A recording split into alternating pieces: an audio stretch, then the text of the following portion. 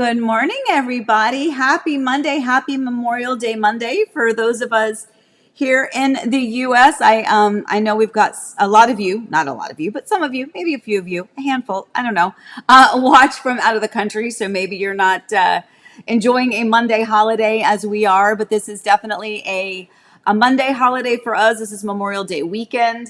This is I guess the official day, Memorial Day, although as is any holiday that lands on a Monday, there's kind of the whole weekend ends up being a celebration. People either work half days on Thursdays or Fridays. They travel, they go out of town, they come to Disney, they go to the beaches, they just go on vacations. So it's definitely been a really busy, crazy, chaotic, lots of extra traffic and people around in our neck of the woods here. But we're happy that people are here and enjoying some time off, some vacation time, but ultimately we want to thank everybody for their service to the country, because that's essentially what we're here to do today and to celebrate. But good morning to everybody. Yes, I know. Look behind me. What do you see? It's getting pretty empty. We'll talk about that here in a little bit. So anyone that I may have missed, I think Kim, I think you were my last one. Good morning, Jay. Good morning, Debbie. Good morning, Garrett. John, I said good morning to you when I said it to Pam, but I'll say it to you again, sir.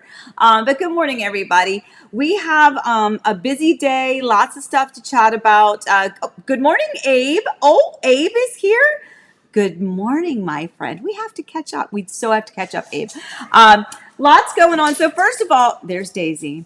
So I need to apologize. I'm very mad right now. Uh-oh, Daisy Jane, come here. Come here, Daisy. I am really upset today. Like I'm kind of ticked off. I don't mind telling you. So we have a pool company that services the pool. They come every week. And it used to be every Thursday was their pool day, which was fantastic. I didn't pick the day. That was just the day that ended up being my day, right? Thursday's perfect day, because then that way the pool was freshly cleaned and vacuumed and everything was the way it needed to be. We could enjoy it for the weekends. Then they started coming Wednesday, but they don't tell you they changed the day.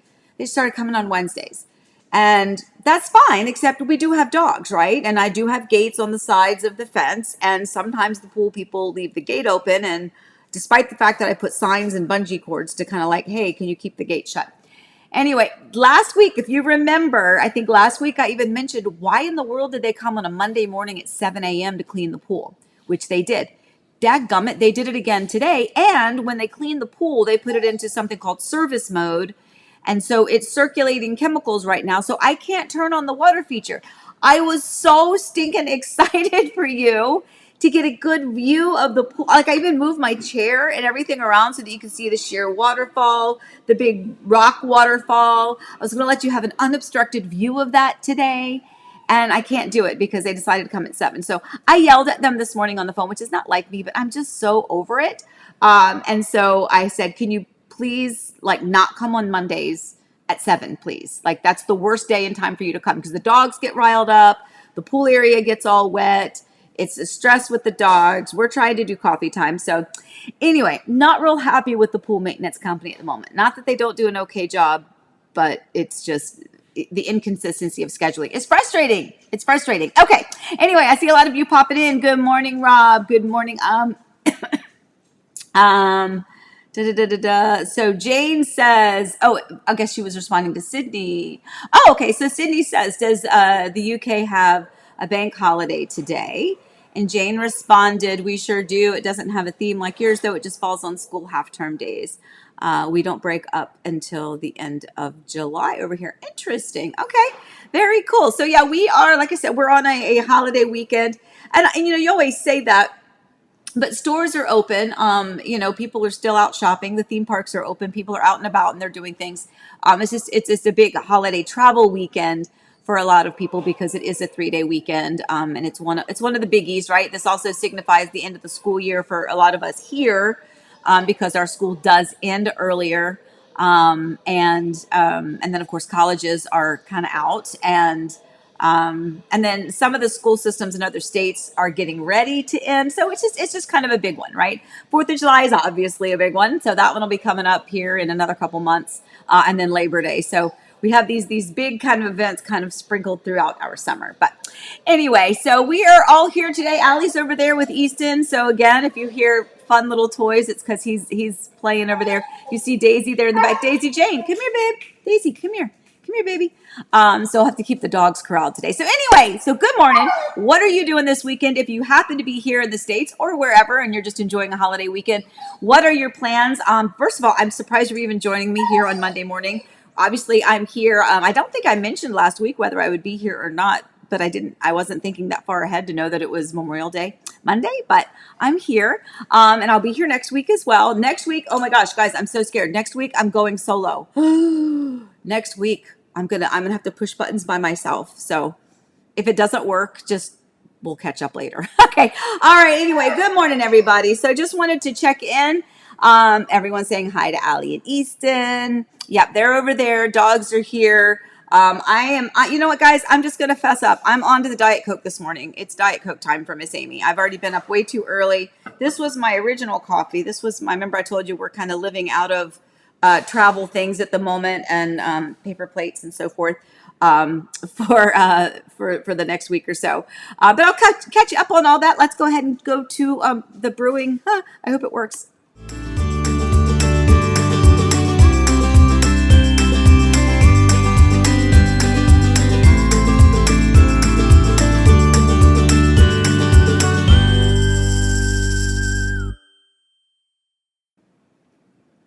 Okay, so I have to laugh because Allie's comment, you can blame Mimi for the loud toys. This one doesn't have an off switch.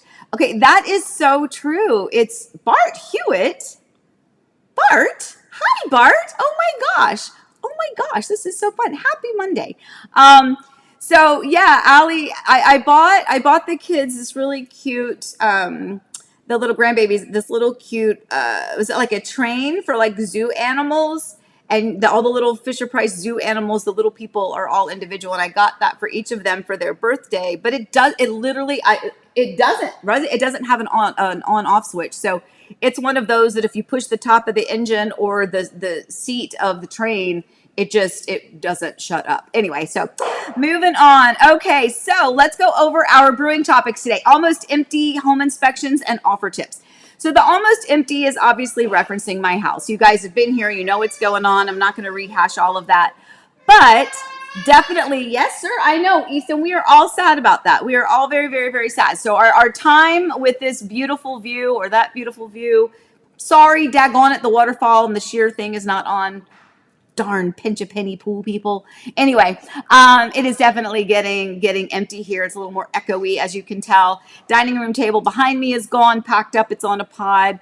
All of the lanai furniture is gone. All of the pool furniture is gone. My office furniture is gone. I'm on Eric's computer right now. My computer is directly beside it now, so we're kind of living off of this kitchen island. We have one more pod to go, my friends, and then all of my stuff will be packed up. And we will be out getting ready to close on this home on the 9th.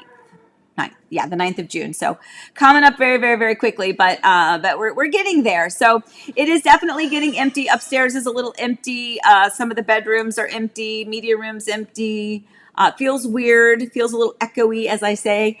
But that's okay. That's okay. On to new things. And we're going to kind of move on from there. Oh, Geraint. What did he say? Geraint, I'm catching in over here.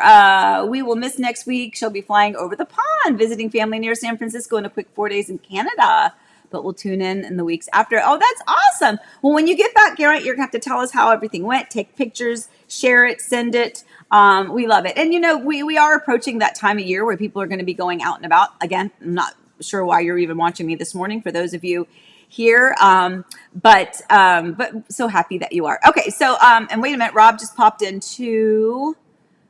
Liver knocking you around. Uh-oh.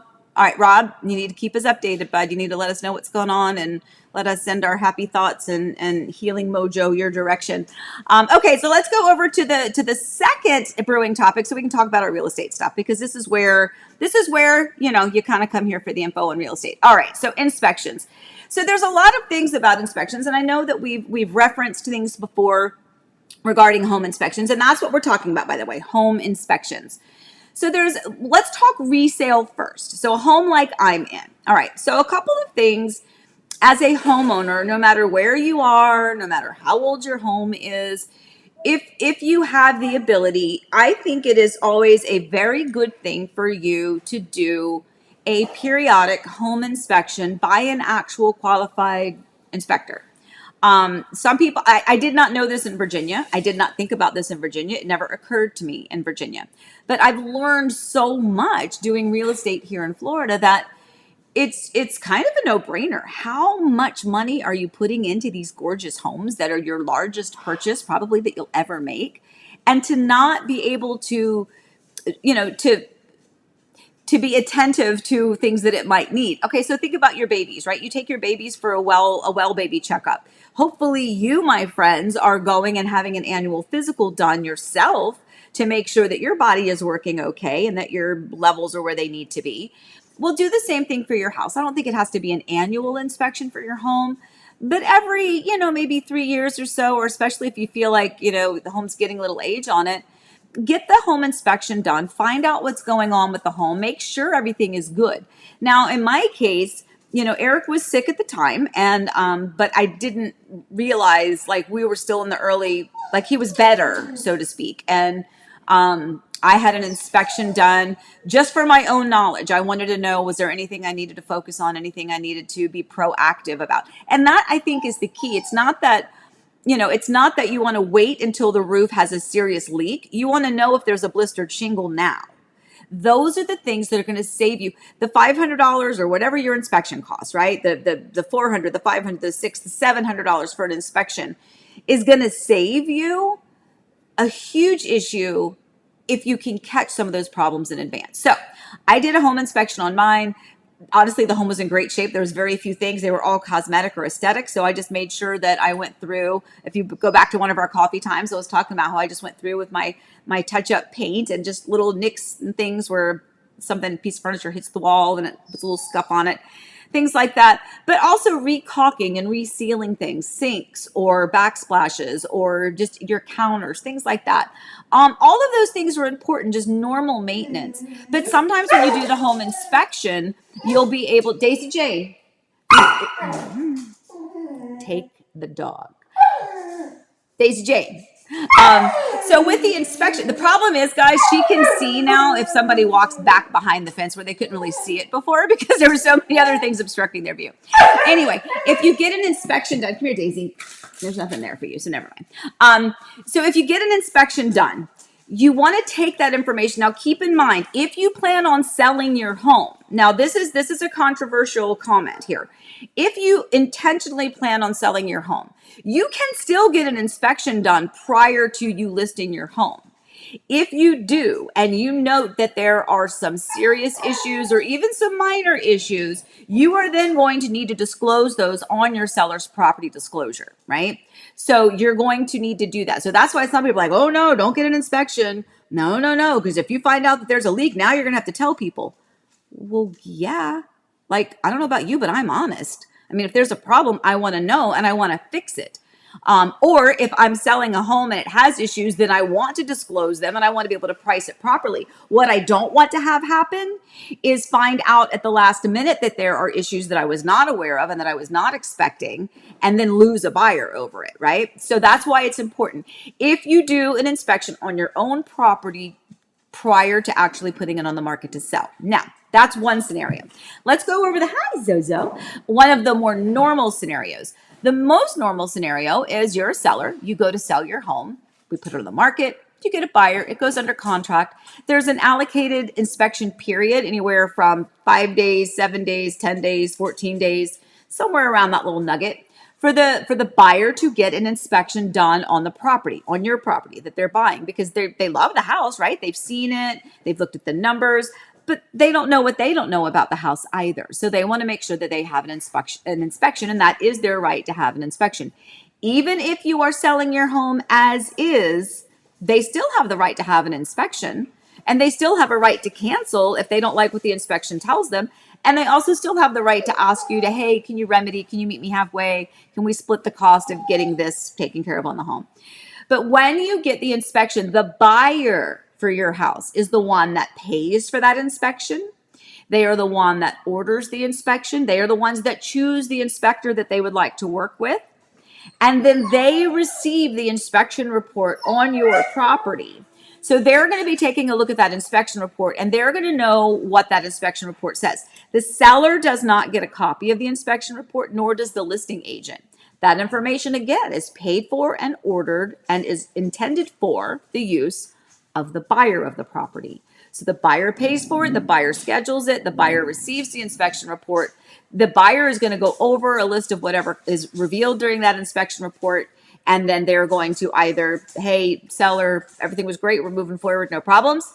Hey, seller, everything's fine, but there's a couple of things we'd love to have your help with. Can we come to terms on an agreement to repair, replace, remedy, or concede something to get these items addressed? Or heck no, not moving forward. There's just, that house is a hot mess. So those are your scenarios there. But it is important to note, a lot of times, so if I have a buyer and my buyer has done an inspection and we are requesting a few inspection items, then I will snapshot that section of the inspection report, because you can't just say, shingle, 5 blistered shingles on the roof and then not explain where they are, or that's probably a bad example, but because you can probably see those. But there will be a section in the inspection report that's going to have photos and all of the other detailed information. So if I'm going to ask the seller to remedy or to concede, then I'm going to show them the proof in the inspection report that states, here are the couple items that we're asking to address. And then that way the seller knows that it's a legitimate request. The person knows if they're going to have someone come out and fix or remedy those, then they can provide that to their handyman or whomever it is that's going to be fixing them. Hey, this is what they're talking about. This outlet on this side isn't working. We need to replace the outlet. Things like that. So that is referencing inspections considered in resale homes. Whether you as a seller get one in advance of you listing your home, or if you as a seller just want to do your own due diligence and take care of this baby that you're paying lots of money for and have your own inspection done periodically, just to make sure that the roof looks good, places that you don't get to go see. Make sure that, guys, that's you, Jenny. There's too many dogs here. Maybe they go up in the attic and they see the insulation, things like that. So places that you're not going to see every day are places that the inspector is going to go. They're going to have moisture readers. They're going to hold their little things up there to see if the airflow is going properly through the ductwork. Things like that you may not be able to see just by living in the home on a day-to-day basis. Now, let's do a little sidebar and let's discuss new construction, because this is something that we have talked about a lot, but it can still confuse people. If you are building a brand new home, do you need to get an inspection done? Question mark. The answer is, it's up to you. And I also think the answer is, where are you building? Are the building codes in that area? Because remember, no matter where you are building here, right? If you're talking about in the US, no matter where you are building, your local area, your local county has building codes for residential homes.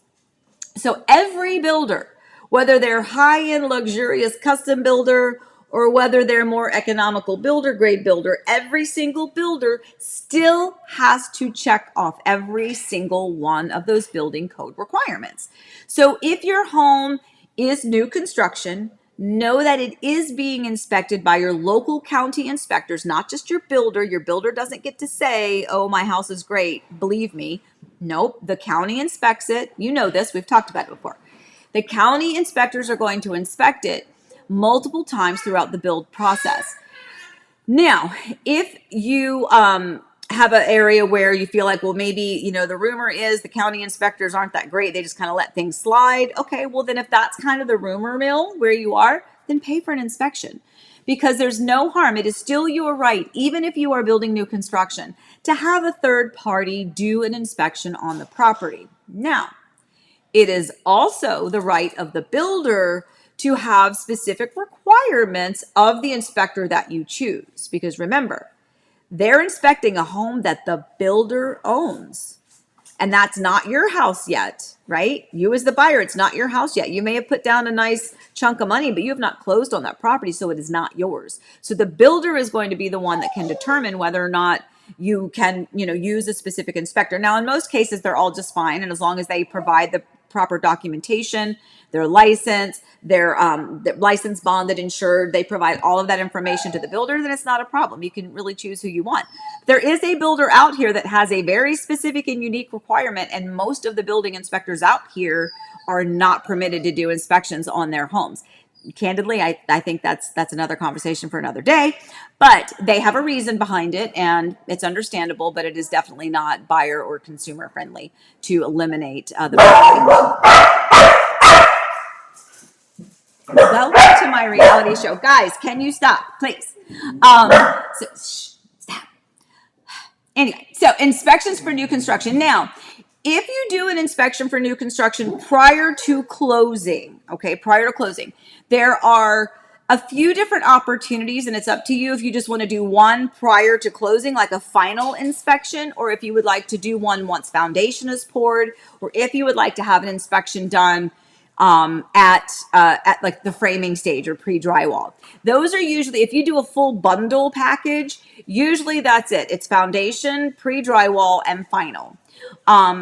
I am always of the mindset, everything along the way is being looked at by the county inspectors. And if it passes all of those inspections, including the final inspection, then you're going to receive that CO. CO stands for Certificate of Occupancy, and it's what the county issues only when you have passed all inspections and they deem that your home is safe for you to live in. And once that happens, you're good to go and close on the home. Does it mean the home is perfect and it's never going to have an issue? No. No one is going to be able to guarantee that there's not going to be a mix-up. I'll tell you a story here in a minute about literally something that I've been dealing with some clients recently, and they've been in their home almost 2 years, and something that just happened to them. But there also is a way to get more bang for your buck, because a lot of times when you have an inspection done, new construction prior to closing, it's really for your peace of mind. And by the way, your peace of mind is super important. So if you just want that extra set of eyes to say, yeah, Amy, good builder, everything looks great. Or in most cases, there's going to be some inspectors that are like, well, this is wrong, and this is wrong, and this is wrong, and this is wrong. And remember, county code and builder county code and inspector may have varying opinions. We had an issue where somebody was talking about faulty construction for stucco.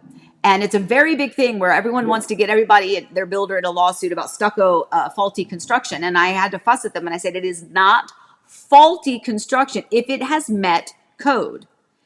If the builder has met or exceeded county code, it is not faulty construction.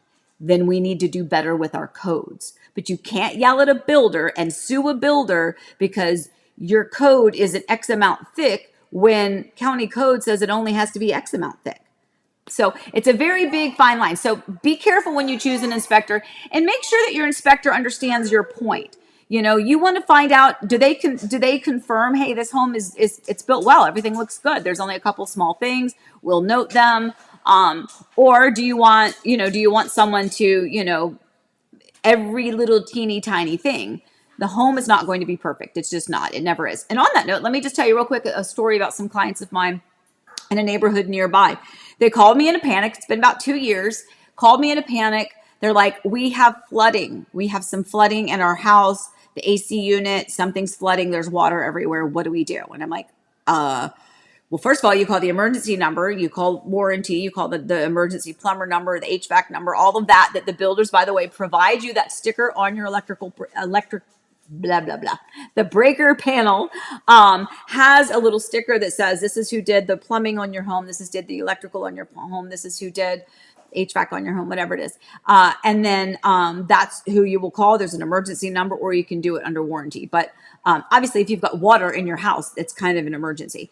They couldn't get the emergency number to answer. They were having issues. They didn't want to come out. Well, long story short, they found out that because here in most AC units, and I believe everywhere, but I'm again referencing here in Florida, that you have this little stopper, like almost like a little bobber in your AC unit. And it's a device that is to prohibit the flooding, which happened to my clients.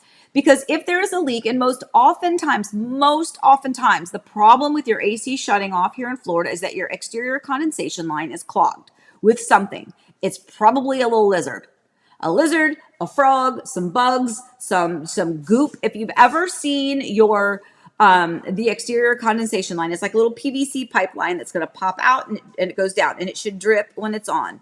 Okay, little tiny, tiny, tiny drips, because that's sucking out the moisture and the humidity from the air, and so that's what's dripping down. That is an exposed open hole.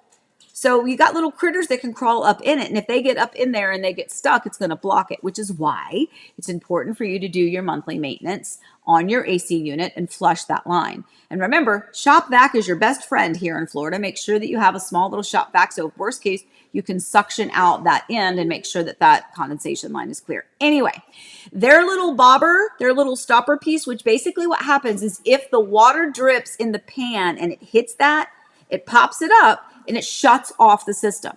So it doesn't run anymore. Nothing is going to flood. But now you have no AC. Well, I'd rather have no AC than a flooded house, right? Figure that out.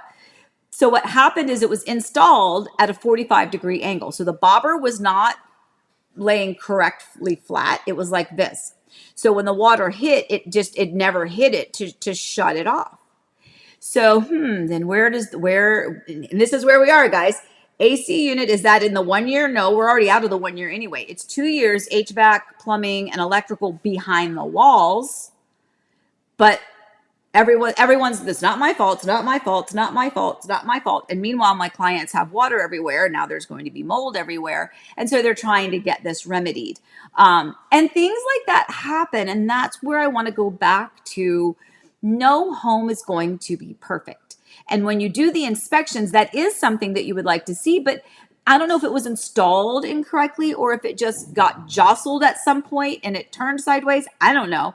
But the point is, things happen. And so it's an important idea, if you can, if you've got the financial ability to do that, it is to get an inspection done on your property every few years, no matter where you live, no matter how old or how new your home is. Get someone else to look at it and go, you know what, I noticed you've got some weird spots up in that roofing system. I don't know what that is. We need to get that checked out, because that little bit of attention to detail could save you a lot. It took me a long time. When I was younger, my granny had a saying, a stitch in time saves 9. And I never knew what that meant. I was like, a stitch in time saves 9. All I could do was picture a clock and like a sewing stitch. I didn't know what it meant. Now I get it as an adult. A stitch in time saves 9. Fix the small thing now, and it will save you from having to do it 9 times that size later on down the road. So anyway, I digress. You tell I get really excited and passionate about this stuff. All right. Meanwhile, you guys are all chit-chatting over here again. Let's see what's going on. So Melody popped in. Good morning, Melody. Yes, everybody's sending Rob their love and hugs. Great guard dogs. Yes, Garrett, they're great guard dogs. Would you like 1 or 2 or 3 or 4 or 5? No, honestly, I mean, everybody is sensing the stuff that's going on. The dogs obviously sensed when Eric wasn't well, when our life kind of changed, our habits changed, everything changed. And, right. I know. Easton agrees. He's growling over there. He's so cute. Anyway, the dogs sense that things are changing, so I'm not going to fault them for being a little out of sorts. So they're fine. They're fine. They're just, if I could just have, 45 minutes to an hour on Monday morning, it'd be great. Anyway, all right, moving on. Let's go. What's my next one? Was that my last one? I don't think it was my last one, was it? Oh, offer tips. Yes, very good. By the way, I have to remind you, if you have questions, don't forget to call me or text me, 407-848-8042. I always forget to do that. Don't forget to like the stream, subscribe, all that jazz. And don't forget, if you have questions, to go ahead and send me those questions, please. You can pop them up here in the chat bar. If you are able to chat with us with a capital Q and a colon, that will help us search them. If I don't get them today, we'll try to get to them next week. Anyway, okay, so offer tips. All right, so now we're going to talk about you as a buyer. So if you are a buyer and you are looking to purchase a home, this is where you need to understand. Are you purchasing it because it is an investment property? Is it going to be just a little vacation home, private vacation home for you? Is it going to be your primary residence? Is this going to be a temporary residence to bridge the time in which you will then upsize or downsize? So what are you trying to do? I cannot stress it enough. I am so tired of people just saying, you have to do this and you have to do this and you have to do this. And it's like, no, you don't.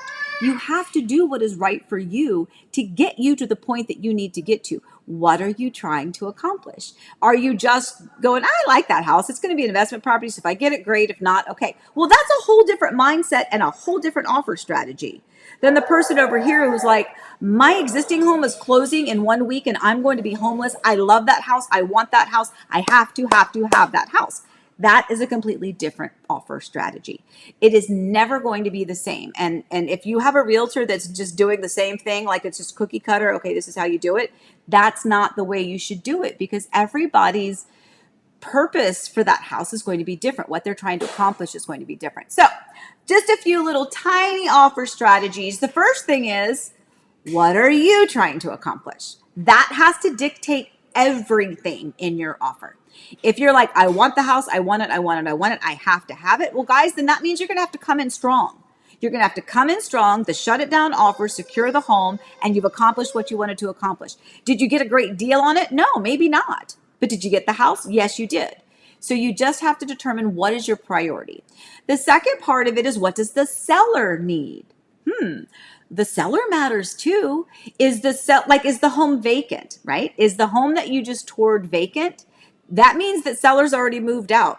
That means the seller's probably paying 2 mortgages right now. And if they're not paying 2 mortgages, I'm still certain they would like to sell that vacant home and get it off of their books, right? So what does the seller need? Does the seller need you to close ASAP? Does the seller like, hey, you know what? I'm putting my home on the market, but I can't look for a home until mine goes under contract. So I'm going to be I don't have anywhere to go. So I don't really want to close in 2 weeks or 3 weeks. I would love a 45-day closing. Okay. So maybe that's something that you can put strategically in your offer to make it more appealing. Pricing wise, is the home that you want to buy, is it priced well? Is it priced way too high? Is it priced under market value? These are going to matter in your offer strategy, because if it's already priced well, or if the seller just, I cannot get this through to people. If the seller just reduced it by 10 grand, why are you coming back in another 10 or 20 grand under it? Understand where the seller is so that you can accomplish what it is that you're trying to accomplish. So keep that in mind when you're talking with your agents. Like, well, I just realized they just did a $10,000 price drop. Well, you know what? They probably are already feeling a little sick to the stomach that they just did another price reduction. So keep that in mind when you're submitting an offer, if what you're trying to accomplish is to get and secure that home. And yes, I know there's some people are out there like, yeah, but Amy, I want a freaking deal. Like, I want to get a home for like super, super, super good value. Fine. Then you may not get the house, and that's okay, but you may get a house at some point in time, but it may not be that one. And as long as you're okay with that, I'm okay with that, because my job is to help you get what you want. It's to help you accomplish what it is that you want and you need in a timely manner that you need it, whether it's immediate or whether it's, you've got lots of time on your plate. And other offer strategies. So let's just say everyone's like, oh, well, everyone's asking for closing cost contributions right now. No, they're not. No, they're not. No, they are not. Are they? Yes. But is everyone? No. And you have to understand that. Your agent has to understand that. Is that going to take you out of the running to have your offer accepted and for you trying to accomplish what it is that you wanted to accomplish? Yeah. If you're asking for a 2% closing cost contribution and you're still coming in $20,000 under asking, are you nuts? If you don't want to get the home, or if you want to prolong it or guarantee that you're going to get a counter, maybe. And again, that's going to be case specific. Maybe your offer was fabulous. That's where you need to make sure that you're in a good communication with your agent. But here we go. So let's just say, do you want to come in? Let's just use 10,000 as an example. Do you want to come in with an offer on a property? Let's say it's priced really well. It's priced great. Everyone knows it's priced great. You want the property. There's no reason for you to not come in at asking to get and secure the property. Well, some people are like, well, I want to come in 10,000 under. Okay, well, it's financially depending on if you're cash or not, right? But if you're financing, that $10,000 reduction in the price, we can ask for that. But if you really need the 10,000, it might be better to ask for that as a closing cost contribution, if that's something that you want to do. So then you're coming in with a full price offer, asking for 10,000 back towards your closing costs, which is going to save you the real $10,000 that you need right now to close on the property. Whereas $10,000 in the course of a 30-year mortgage, not that much difference, right? Not a big deal at all. So 10,000 towards closing costs is far more financially beneficial to the buyer than just a $10,000 reduction in the price of the home. Again, every home is different. Every situation is different. You have to do the numbers, you have to do the math and figure out what is going to work best. But if there's a home that is priced well, if there's a home that you want and you want to secure it, it just went on the market, it's fabulous, it's what you want to get this home, you want to secure it, well, then submit an offer that's going to give you a chance to get there. Don't come in lower. Don't come in asking for everything and then expect the seller to go, absolutely, of course. It's only been on the market 2 days, of course. Chances are they're going to play it out a little bit because they're going to want an offer to come in that's going to be a little bit better. Again, back to what are you trying to accomplish? If you're like, oh, let's just see if it happens, then that's one thing. If it's, no, I absolutely need to secure this home. I want it in my heart of hearts. That's where I see my family. Then you have to come in with a different mindset and a different strategy. So that's just a big, I think it's a big pet peeve of mine where I know a lot of people and a lot of, they're just telling you exactly like, this is how you submit the offer. Well, maybe not for your situation. Trust me, there's a lot of crazy situations out there. There's a lot of people that are in very desperate situations, very critical situations, emotional situations.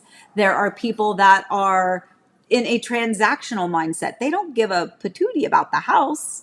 It's a structure to them. It is a transaction to them. So whether it's A, B, C, D, E, F, G house, they don't really care because they're not emotionally invested or tied to it. Totally different conversation.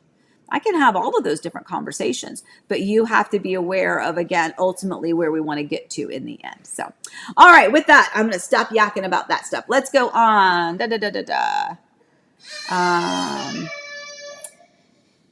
Elizabeth asked if there was a dragon in the house. That's too funny. Dave Howell, you're watching from cold Michigan, visiting the kids missing Florida, missing Memorial Day weekend. Cold Michigan, huh? How cold is it there? Let us know the temperature. DC, it's Damon, yay! So happy we are underway down there. Yes, I am too. Lots of stuff coming up for you guys too. Lots of fun stuff. As you start to see, just to go up and up and up. It's so much fun. Jay says, we were not the highest offer on our current home, but since it was vacant, we guaranteed a 30-day close and got the house. See? Boom. There you go. That will speak to people. Absolutely speak to people. You have to structure it the way that is going to work best for you because you matter, but you also want to consider what the seller wants or needs. Because we had, like, true story, I had a cash offer on one of my listings and they came in under because they were cash and they thought, hey, I'm cash. So, woohoo, I'll come in, $75,000 under asking. No. But they can close quickly. They think that's a wonderful advantage. And it can be, and it could be, but it wasn't for this particular set of sellers because they're not packed up and ready to move out yet.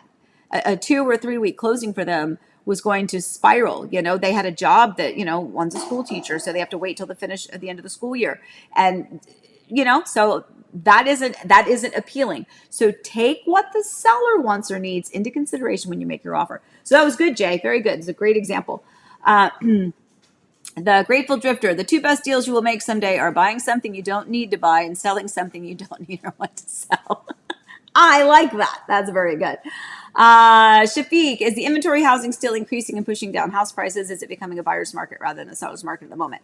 So Shafiq, there's still a lot of inventory. And as always, it's hard to compete with the builders when you are the average, resale homeowner in this area because there's quite a bit of inventory. But when I say inventory, I mean both literal like builder inventory / quick move-in homes where the builders are going to have really intense incentives on them, as well as a lot of houses just on the market in general, because that's the time of year it is, right? This is the time of year that we're in.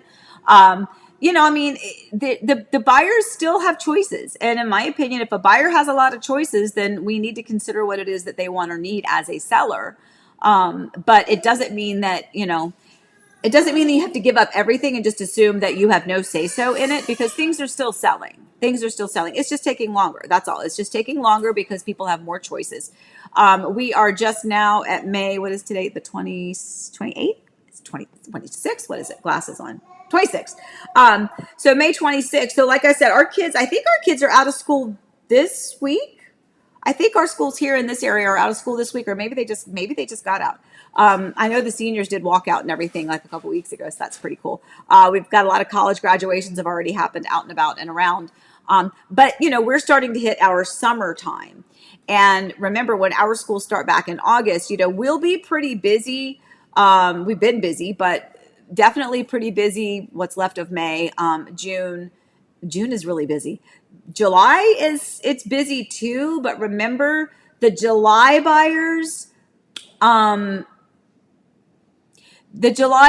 may not have as much time to choose because they may be under a personal timeline to get there before the new school year starts. Again, assuming kids are in the picture and assuming the school systems have anything to do with any of their choices. But remember, it's a good time for 55 plus people, because as the summer starts to wind down, when we wind down with regular buyers, then the 55 plusers start to come in, because then it starts to get cold again and they're like, I don't want to be here in the winter again. I'm going to buy something in Florida. On that note, I have two beautiful villas, 55 plus communities that are good options for you if you're looking. So, all right, moving on. Shafiq, will you be moving out before July this summer? Yes, I'm closing on this home June 9th. So I'll be out of this house in a very short amount of time, but I will not be out of the area. I am going to go to Virginia briefly to kind of get everyone else moved in and make sure that my family is set and settled, do a quick visit with my mom, kind of make it like my own little mini vacation. And then I'll be back. I haven't figured out exactly what I'm coming, like 10 days later, maybe 10 days, 2 weeks, but just taking a quick little vacation. But remember, I have my helper now, so I'm very good to go. But yeah, I'm still planning on hopefully being able to see you, Shafiq, when you get here. School, Elizabeth says school finishes this Wednesday or Thursday. Yeah, I figured we were super close. I couldn't remember. Daryl and Jen, I met with them the other night. We had dinner and they were talking about school and everything. So, all right, let's move on. Let's go into some of our other topics. Let's go to...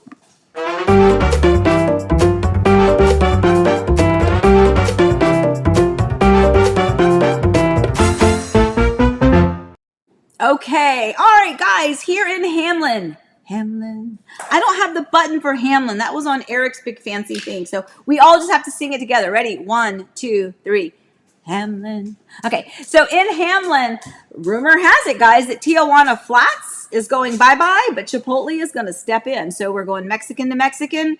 If you don't know where the Tijuana Flats is, it's by Miss Amy's McDonald's there in Hamlin, across from Sinopolis, across from Ford's Garage. That's where the Tijuana Flats is there in that whole Hamlin area. Just saw this the other day. It looks like Chipotle is going to be coming in and taking that spot. So lots of changes kind of happen around, but that's an inside scoop for you. And then let's go with, here, I'll give you a real quick.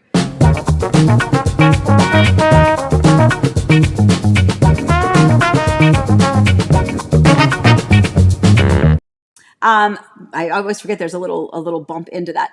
The listings, just wanted to kind of mention those again real quick. We have this beautiful one story here in Winding Bay. Kay Abnanian was the builder on that one. Lovely one story home. There's a Davenport home with a pool.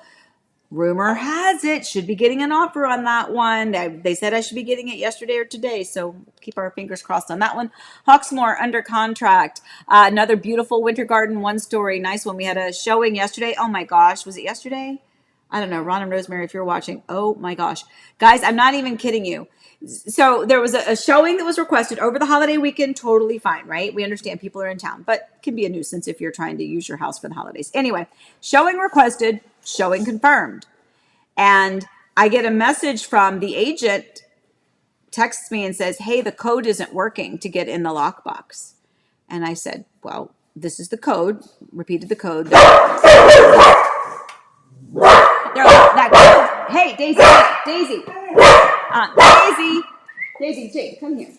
They said the code's not working. And I said, well, that's the only code there is, and it's worked with everybody else that's showing the property, so I don't know what to tell you. I'm not there. The sellers aren't there. That's the code.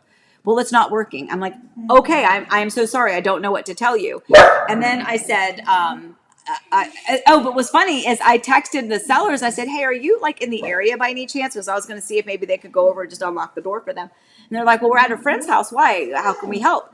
And they're like, hey, it doesn't look like anybody's shown up yet because we can tell by the Ring camera at the door. And I was like, well, the seller said that nobody's been at the front door. The guy's texting me the whole time the code's not working. I'm like, something's not right. I texted the realtor. I said, what house are you at? And they gave me the address. It's like, well, my listing is this listing. You're at the wrong house. They still didn't understand what I said. And they're like, it's not working. And I was like, you're at the wrong house. Literally, this is what's happening. This is just, sometimes you just can't even make this stuff up. Anyway, moving on. Next page, we have lots of these listings. Davenport 2-story Silverleaf bungalow under contract. Getting ready to close early on that one. Woohoo! 55 plus villa there in Kissimmee. Hawksmoor townhome that just went on the market. End unit, extra space. Oh my gosh, that's a lovely one. So looking for a townhouse, that's a really good one here. By the way, the majority of these are, let's see, we have the couple in Kissimmee, couple in Davenport. The majority of them are here in Horizon West / Winter Garden here in Florida. All right, I'm going to keep zooming because we got to get going here in a second. Let's do...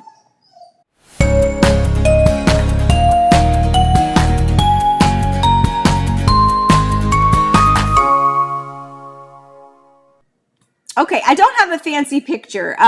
Hopefully when I go tomorrow, I have to go to my office tomorrow.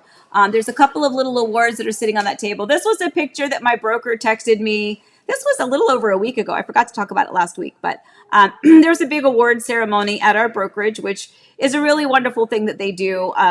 Candidly, I just never get there. I never go to those. I'm not one of those. I struggle with going to things like that. Usually it's just not a convenient day or time for me, or if it is convenient, then it's kind of like, I just need to be home. I just want an evening where I don't have to go do something. But I appreciate it so much that that's my broker, Jose Fleming with Preferred Real Estate Brokers. And that was him pointing up that I was the top agent for Preferred Real Estate Brokers. And that was just really nice. So I appreciate that. So I'm tooting my own horn because that would be something that Eric would want me to do. But mostly I appreciate you, all of you out there, for continuing to trust me and entrust your home purchase or your home sale with me. It matters a lot. I am busy. I do a lot, and I'm so grateful for it. And I'm grateful to be a part of Preferred Real Estate Brokers. Heart and Home Orlando is me. That's kind of my little thing, but my brokerage my license is hung with Preferred Real Estate Brokers. And what I love about them is that they allow me to be Heart and Home Orlando. They allow me to do what it is that I need to do so that I can help you in the way that my heart wants to help you, because there's a lot of brokerages out there that have very strict guidelines on what you can and cannot do. And I'm so appreciative that I get to do and be Amy when I do what it is that I do. So moving on. Okay, one more thing. Oh, you're going to love this one.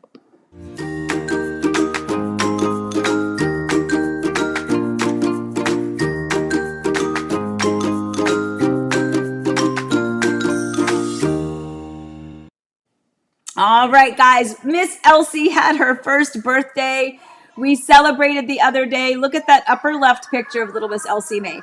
So the dress that she is in, true story, we had a tradition in my family, and it was something that my grandmother did with my mother. My mother was an only child. And so my mother had one of those portraits that was done at the 1-year birthday, very important 1-year birthday portrait. And I believe they had the artist did the oil over top of the photo or something like that. It was a very special technique that's kind of, now I think there's an app to do it, but it was actually a hand done thing. Very few photography studios did that. My mom had one. And then she had one done of each of me and my siblings. So my 2 sisters and my brother, we all had that done. And then we all had that same thing done for our children, which was very difficult because they stopped doing this at that time. So there's a big difference between them. It's a very unique thing. Anyway, at that time when Alyssa and her cousin Mary, so my brother had a little girl that's about 6 months older than Alyssa.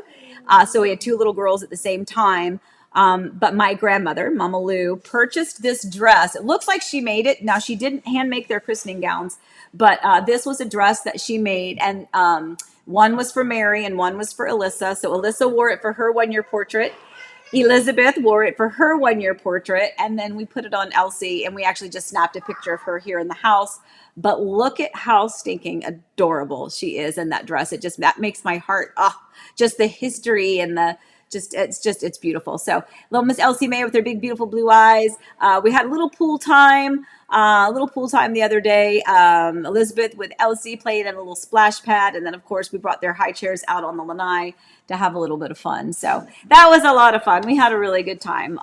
That was a good day. That was our last venture in the pool. Now we don't have anything to sit on out there, so I guess we're done with the pool. But anyway, all right, my friends. So wait. Allie, what did I see about this? Oh, Allie says the Limbs Mexican spot of choice is Qdoba. Free queso, free guac, but Tijuana Flats was a close second. I know, right? I'm kind of sad that they're going, and I don't know why.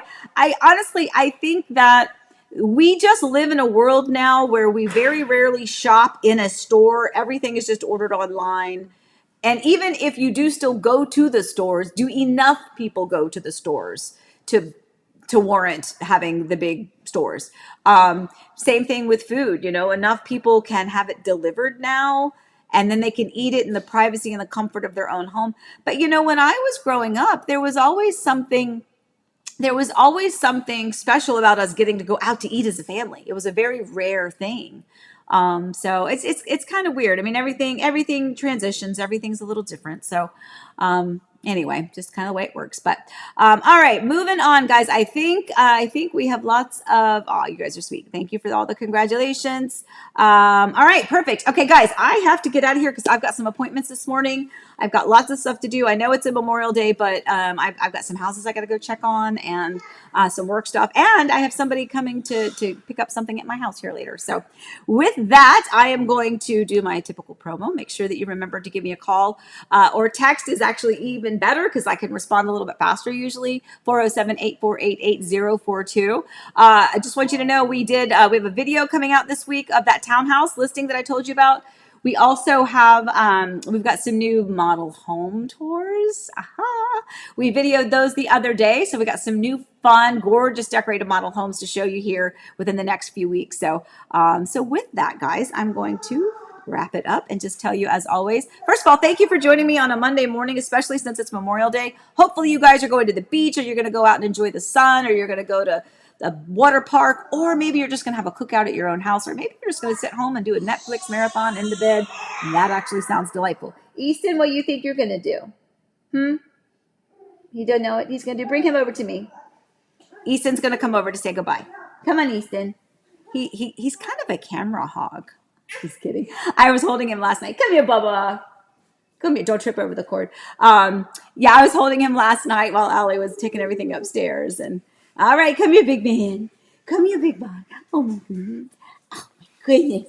Oh my goodness. Look at him. Isn't he the cutest? We measure his head every day just to see. I mean, not like really. I don't really measure his head. But it's my joke with him in the morning. I'm like, let's see. Oh, don't push any buttons, Bubba. Oh, Easton.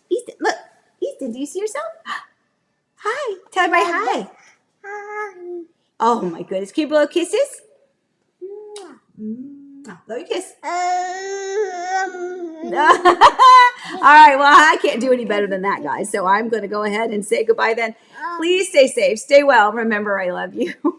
We love you. And have a wonderful day. Happy house hunting. See you next week, guys. Bye. Oh, wait. Did I get it?